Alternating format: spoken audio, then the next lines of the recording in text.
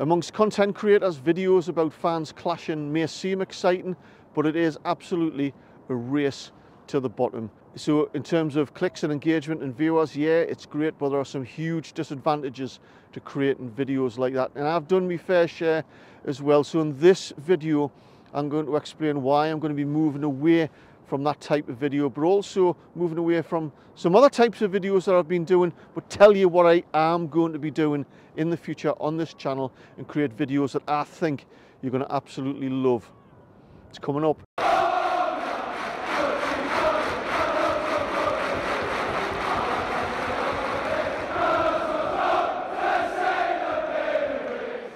Are you an avid Newcastle United fan that loves collecting club memorabilia? Famous sculptor Tom Maley, whose work includes the Sir Bobby Robson and Alan Shearer statues at St James's Park, has handcrafted 3 bronze miniatures that you're going to love. These are limited edition collector's items of Sir Bobby Robson, Alan Shearer and Jackie Milburn. In addition, he sculpted his new work of art of the collection, Seahorse Rising. If you're interested, just get in touch by sending them an email at tommaley@btinternet.com or message him on Facebook. Welcome back, it's Eddie here from Tyneside Life. So here I am on this beautiful winter's morning on Sandhaven Beach at South Shields. I'm out with my 2 border collies, Lily and Setu. Just kicking the ball for Lily there. Our Cocker Spaniel is poorly with a bad tail, got a big collar on, and Helen's working this morning, so I'm here with my 2 border collies. Hello Lily. She wants me to kick a ball for her. So before I get into the main crux of the topic of this particular video, I've got a big announcement for my other channel, which you may know about. It was called Hiking Britain. You'll find the link at the bottom of the home page on this video. I'm changing the genre and the type of content I'm doing in that video, and I need your help. I'm changing it completely from outdoor hiking and stuff because I'm not getting out enough, and Tyneside Life has been too busy for us with the type of content I've been doing. I'm changing the topic to talking more about autism and to help those who may be autistic or know somebody who's autistic and could be affected with issues and complications in many different ways in their lives. So that's the type of content I'm going to do. How can you help? Go across to that particular channel. I'm trying to get it monetized, so then I can start reaching a wider audience and helping more people. Please watch the latest video I released a couple of days ago with Helen, which talked about basically what it's like for Helen living with somebody who's autistic like me. Some of you might find that really interesting.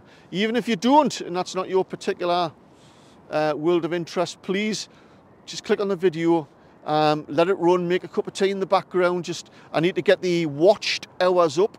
From currently I'm on about 2,500 hours. I need to get up to 4,000 hours to become a monetized channel. And if you can get there and you're hundreds or thousands and watch the last couple of videos, that would be really, really appreciated. So back to the main topic now, and where exactly has all this come from, these changes I want to make? Well, this has been on my mind for 2, maybe 3 months now. I've been doing this channel for just over 2 years now, and my channel has been at the forefront of fan engagement type content, getting in amongst fans in the city centre, but also in particular getting in amongst away fans in their environment in my home shirt. Nobody else was doing that.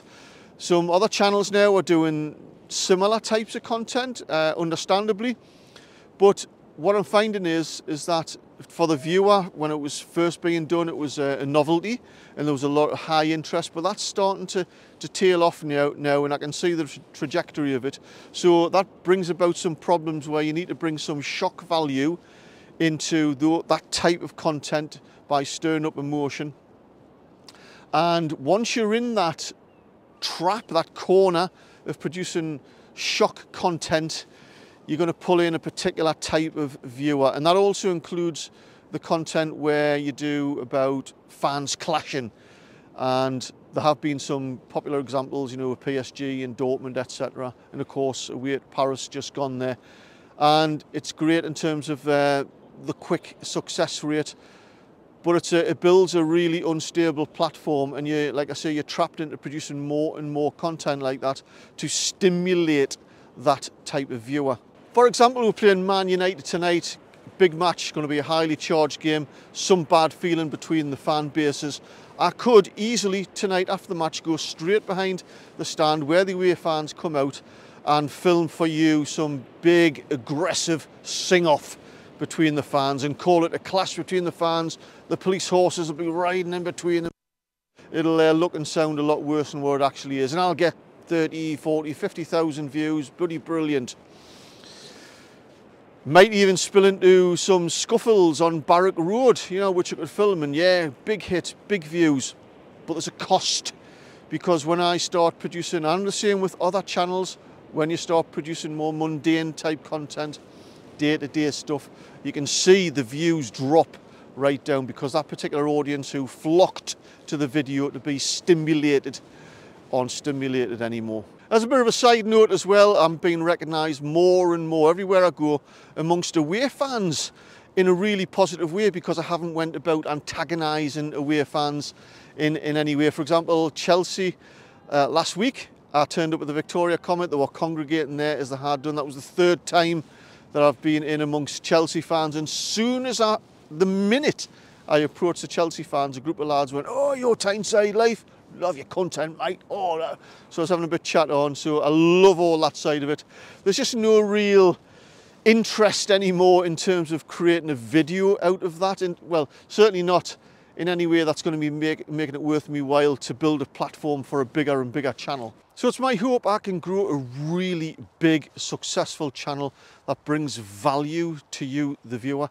And I don't think I'm going to be able to do that by bringing you fast food content that's quick, that has a time limit on it, where I'm doing 3-4 videos a week, because I think I can do a lot better. I've got a lot of investigative skills, journalistic skills, editing skills that I could utilise much, much better to bring you fewer videos, but of much higher quality all round.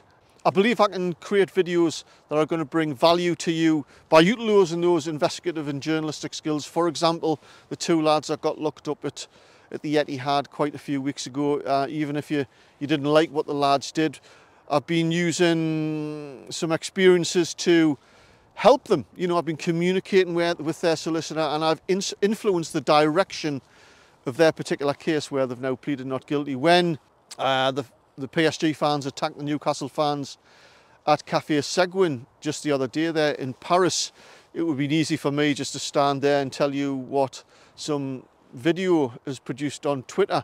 What I did was I spoke to the manager of the cafe who was there, who witnessed it, and managed to talk him round to go on camera and tell me what happened. Not even ITV Sports, who were there, done that. Not even Sky News, who were there, managed to do that. I can do that sort of thing, but I need to take a little bit more time to produce some better editorial content, and that's where I want to take it. So in terms of Newcastle United content, I'm not moving away from that. I just want to concentrate on content that not necessarily answers, but discusses the bigger questions that you have as fans about the club. Perhaps it's stadium expansion, perhaps it's ideas about moving to other parts of the city. You can't do it. I'm in a position to investigate that, drill in a little bit more deeper, and produce some really interesting conversations about that. But also in terms of the club, some wider aspect stuff. So I'm not being pulled into day-to-day tittle-tattle that's been reported in the news, where I'm being trapped into producing content every day. It's just a hamster wheel that me personally, I just want to get off. But also on the other side, I want to bring you more content like I was in the beginning about Tyneside life, about life on Tyneside. Not just its history, but now, what's it like living and working in Tyneside, all areas of Tyneside. What's it like living in the Biker Wall estate? You know, what's it like in Scotswood, the West End? What's that like now? What was it like then? What, you know, compare it. I want to do videos like that. It's going to be more value, bring more long-term interest to you. For example, next week, I think the first video is going to be discussing the town moor, that huge 1,000-acre expanse of land that to most people just seems to be a waste of space. What's it all about? You know, who controls it? Who owns it? What can and can't we do, and why? Those are the sort of questions I'd like to answer. I'm going to be doing that in a video sometime in the next few days or so. So hit that subscribe button. And yeah, so I'm going to crack on with my walk. I'm on the Lees now. It's South Shields. You might want me to do a video about that replica gun behind us, which is facing out to the North Sea. Let us know in the comments below about everything that I've said. I'll be really interested to hear your opinion. Right, I'm off, and it's the match tonight against Man United. Again, another tough match. On paper, I think we should beat them with the first 11, but of course, we're absolutely riddled with injuries. But anyway, really looking forward to that. So I won't be bringing you a match day vlog like I've been discussing in this video. And anyway, if you see us out there tonight, say hello and catch you later.